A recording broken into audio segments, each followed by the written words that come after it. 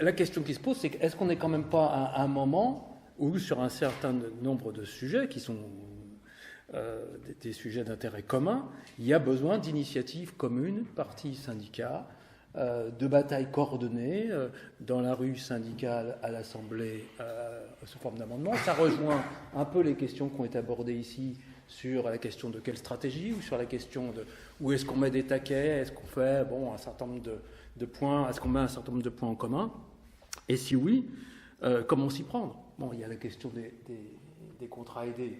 Bon, c'est évidemment une question qui concerne aussi toute une série d'élus locaux, territoriaux, etc. Bon, est-ce qu'il y a moyen de débloquer les situations? Est-ce qu'il y a moyen de mettre en commun un certain nombre de réflexions ou pas? Ou est-ce que la situation, de votre point de vue, reste bloquée et reste bloquée pour longtemps? Alors que nous parlons, nous, de projets de société ici, ce soir, et que quelque part, les programmes politiques renvoient aussi parfois à des projets de société. Normalement. Bon, qui veut la parole sur cette question épineuse? Moi, je veux dire peut-être 3 phrases pour être bref. La première chose, c'est que la FSU, elle s'est construite avec cette idée. Oui, donc, je ne vais pas dire non. Donc, et en même temps, je mets des bémols. Je mets au moins 2 bémols. Et j'ai oublié de dire, et ça existe quand on regarde concrètement sur le terrain, il y a des multiplicités d'initiatives qui associent des syndicalistes, des politiques, des associatifs. Voilà. Convergence pour les services publics, c'est un exemple parmi d'autres. Voilà.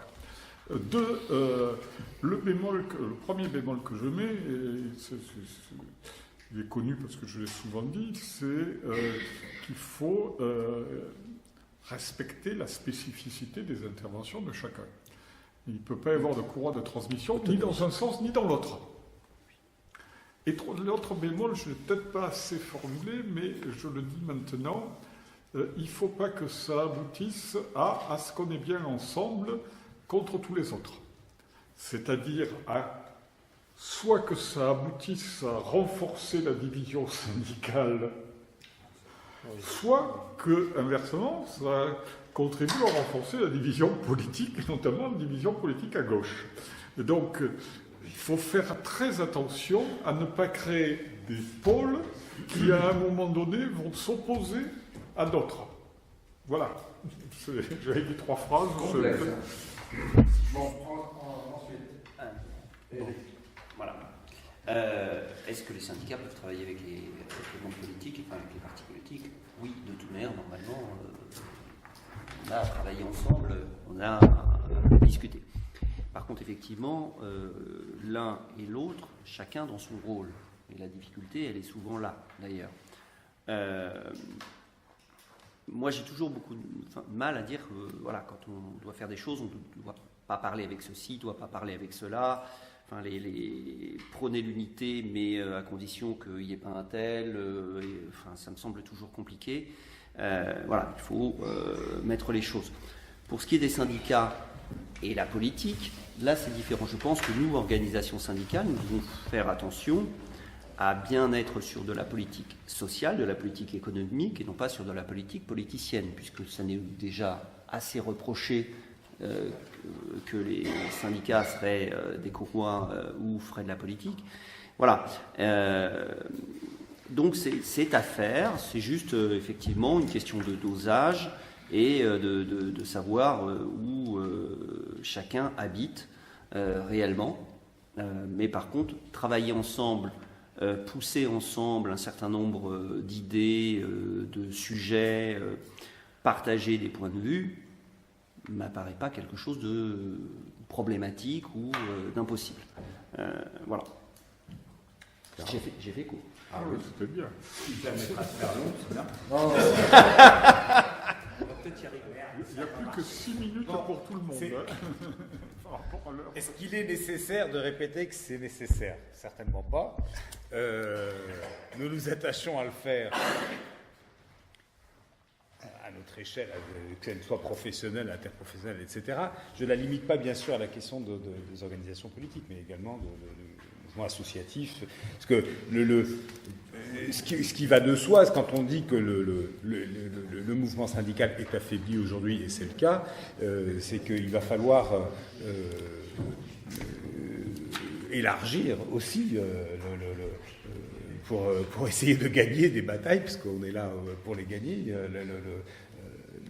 La bataille, déjà, plus largement que les seuls syndicats, on ne peut plus se battre seul sur tout un tas de questions aujourd'hui. Et puis, mais la question traditionnelle, qui est celle de la courroie de transmission ou pas courroie de transmission, etc., je pense que c'est plus le problème vraiment aujourd'hui, puisque ces questions-là ont été plus ou moins résolues, plus ou moins bien d'ailleurs. Mais il y a un autre phénomène aujourd'hui qui s'oppose au travail entre les organisations syndicales. Je parle au niveau confédéral, bien sûr, parce que je ne sais pas par rapport aux députés qu'on va voir quand on a un problème sur un truc. Vraiment au niveau confédéral, c'est que aujourd'hui les questions ne sont pas posées, en tout cas par les appareils politiques en direction des organisations syndicales, comme une question de courroie de transmission, ni l'inverse. C'est que les rôles se sont parfois ont été un peu poreux en fonction des périodes. Je pense qu'à un moment donné, les syndicats, dans le courant des années 2000, sont apparus comme pouvant mobiliser là où les organisations politiques n'arrivaient plus à le faire. Donc on a essayé de projeter sur les syndicats des rôles qu'ils ne pouvaient pas avoir, mais ce n'était pas vraiment un rôle de courroie de transmission. Et puis là, aujourd'hui, on est confronté à un autre problème. J'espère que je n'ai fâché personne ici. Ce n'est pas un problème de courroie de transmission, c'est le problème d'une organisation politique qui veut faire le vide autour d'elle, et qui veut faire le vide politique et le vide syndical. Et ça pose un vrai problème. Voilà, c'est off, bien sûr, ce que je dis. Non, je ne déborde pas parce que ça a posé le problème de l'alliance politique syndicale sur les ordonnances. Tu vas nous diviser, là. Sur les ordonnances. Ça a été un vrai problème. Et il y a un autre problème qui était posé aux organisations syndicales sur cette alliance politique syndicat pendant la bataille contre les ordonnances Macron. Ça a été, pour la CGT en tout cas, est-ce qu'on privilégie le fait d'essayer de tirer FO dans l'intersyndicale, ou est-ce qu'on va plus vers une alliance plus ouverte avec les politiques? Et je pense que ça a été... c'est pas quelque chose qui est facile à résoudre. Et je rejoins ce que dit Gérard là-dessus. C'est que il ne faut pas que ça empêche l'intersyndicale. Il ne faut pas que ça crée des blocs. Il ne faut pas que... C'est quand même une question extrêmement complexe. Et que les organisations syndicales ne maîtrisent pas toutes seules, ça c'est certain. Et Robert aura le mot de la fin, s'il le souhaite. J'en doute que j'arriverai à avoir le mot de la fin, parce que sur cette question, bon, d'autant que je vais continuer à être un peu décalé par rapport au discours syndical essentiellement qu'on entend. Je pense que le mouvement social est un tout. C'est-à-dire, est un tout, le mouvement social, mais les individus, ils font pas de la politique, mais pas faire de la politique, c'est une façon de faire de la politique. Ils sont syndiqués ou pas, ce qui revient au même. Ils participent à des associations, etc. Et après, il y a l'existence, c'est-à-dire les difficultés qu'on connaît, les rapports entre les partis et les syndicats qui sont pas simples. Cela dit, personnellement, je remarque que la question du rapport entre les politiques, les partis politiques ou les mouvements politiques et les syndicats, c'est une question qu'on pose depuis 20 ans. Depuis que 30 ans, depuis que le PC a réfléchi sur la façon dont il avait des liens avec la CGT, etc. Mais avant, c'était une évidence que le premier syndicat de France, il avait des liens avec un parti. C'était évident que FO, qui ne le disait pas, avait des liens avec un parti. Donc je pense qu'il y a eu... je sais pas, moi, la CNT, elle n'a pas de lien avec un parti parce que c'est un syndicat parti, mais c'est un syndicat qui représente un courant de pensée politique. qui n'est pas celui du néolibéralisme, donc avec qui, de mon point de vue, on peut discuter. Même, bon.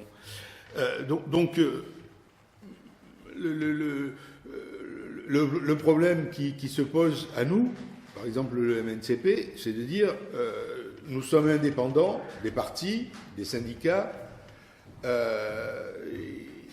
et des autres associations. Parce que par exemple dans le domaine du social, il y a des grandes associations qui nous verraient volontiers annexer, genre... je sais pas moi, l'Uriops, toute la galaxie Emmaüs, enfin j'en passe et des meilleurs, ou les Restos du Cœur, etc., parce qu'on est sur le même type de population. Mais après, je dirais que le critère pour nous, c'est est-ce que les uns et les autres, que ce soit les syndicats, que ce soit les partis politiques ou les associations comme nous,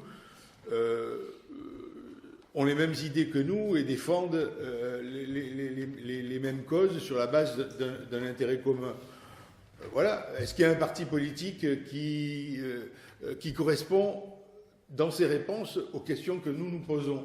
C'est comme ça qu'on voit les choses. Après, on ne s'interdit pas non plus de dialoguer avec des partis politiques qui n'ont pas notre opinion sur un certain nombre de choses.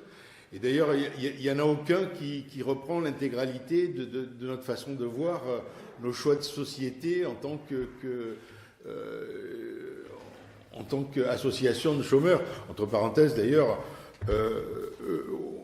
on dit association de chômeurs, on se considère la plupart comme des syndicats de chômeurs ou syndicats de précaires, parce que au début, d'ailleurs, on s'appelait syndicat de chômeurs. Hein, pour ce qui est du MNCP, on a abandonné ça parce que c'était un conflit titanesque avec les syndicats qui considéraient que les chômeurs n'étaient pas des syndiqués, etc.